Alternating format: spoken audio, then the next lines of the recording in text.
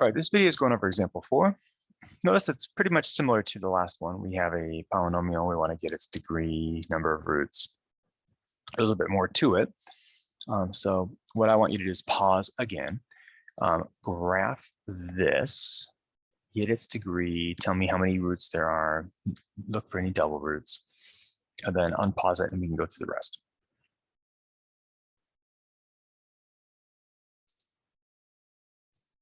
All right, if you graph this correctly, you should only be getting two distinct real roots, none of them are which are double, and those are -1 and 3, even though this is a fourth power.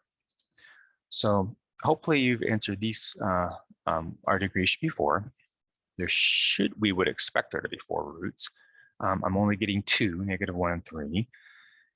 So none of them are double roots in this case, but the expectation here was there should be 4.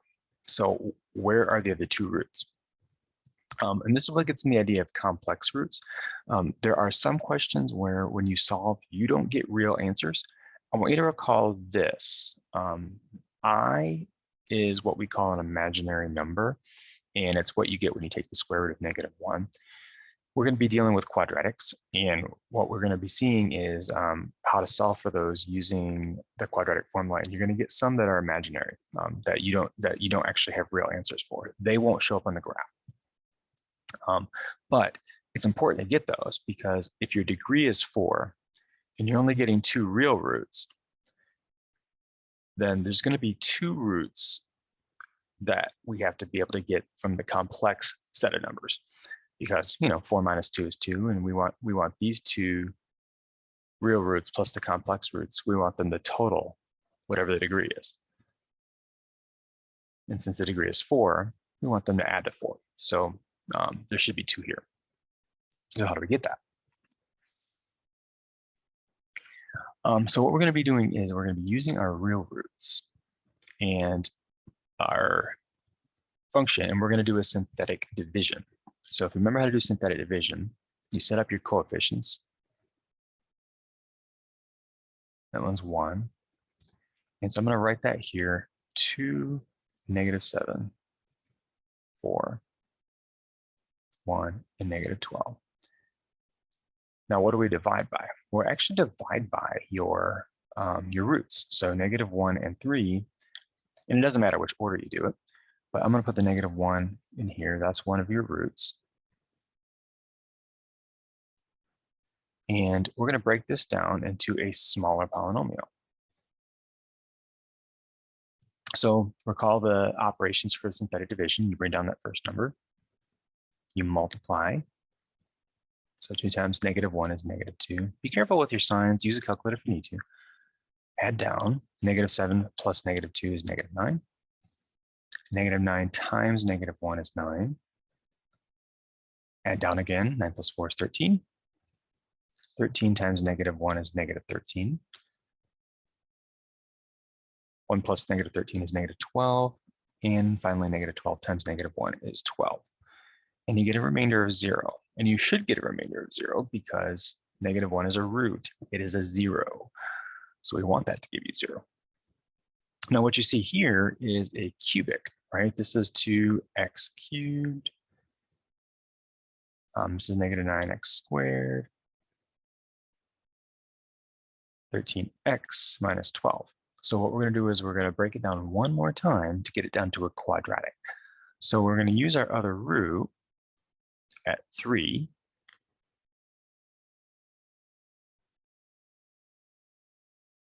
And our coefficients now are going to come from our cubic. We're going to use the 2, the -9, the 13, and the -12.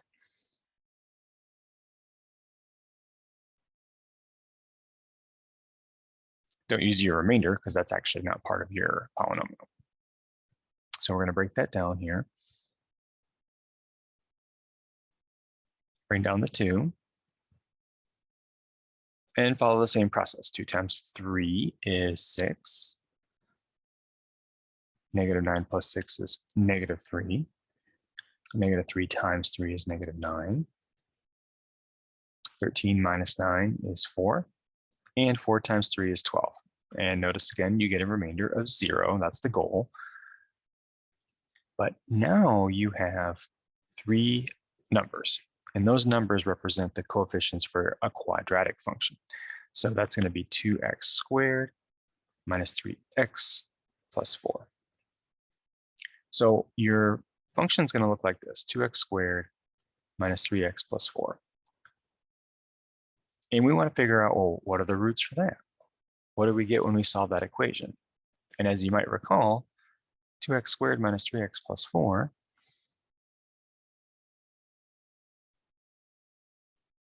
not all quadratics touch the x-axis, but there are solutions to that quadratic, and these solutions are complex. So we can't get those roots from the graph. We'll have to solve them by hand. And so we're going to use the quadratic formula. If you didn't remember it, that's okay. Write that formula down, and we're going to commit that to memory here over the next few days. So we're going to say, well, what do I get when I plug in A, B, and C? A and B and C are simply the coefficients you get when you finish your synthetic division process here. So you're going to have this A over here, which is 2. Your B is -3, and your C is 4.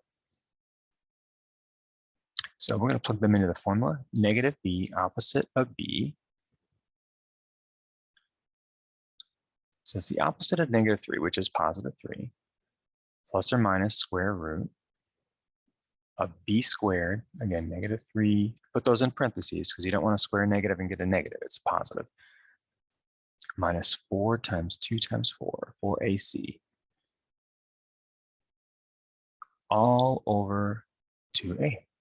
So 2 is your A value, and that's your framework for putting it in there.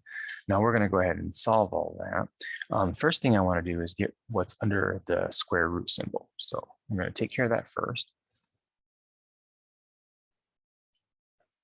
Again, be very careful how you input that if you're going to use a calculator. -3 squared is not 3 squared.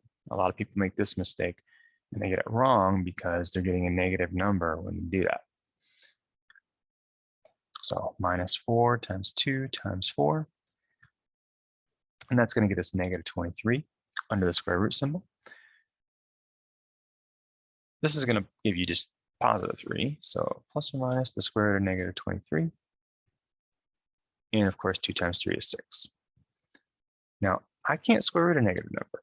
The reason you're not getting an answer is because when you try to do that, it's going to give you undefined. Now, UTI calculators actually can do that. I'll show you how. If you go to mode, go all the way down to A plus BI.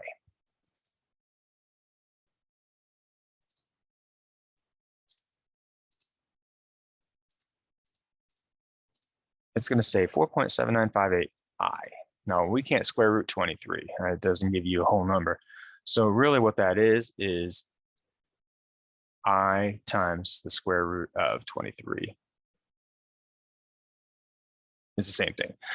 So if you can't square root the number, it's okay. Just bring out the negative, call it I, and you're going to rewrite your answer like this: x equals 3 plus or minus I square root of 23 over 6. And that's as far as we're going to go on that. So these are your complex roots.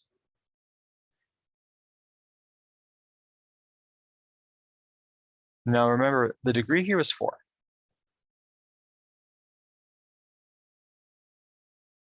There were 2 real roots. This right here is actually 2 solutions because you have a plus or minus, right? So one of them is going to be 3 plus I square root of 23 all over 6. And the other one is 3 minus I square root of 23 all over 6. That's 2 solutions, 2 complex roots. And together with your real roots, you got them all. So that's the big picture here. That's how you do a full set of solutions for a polynomial if you don't have all the real solutions. Next video is going to go over example 5.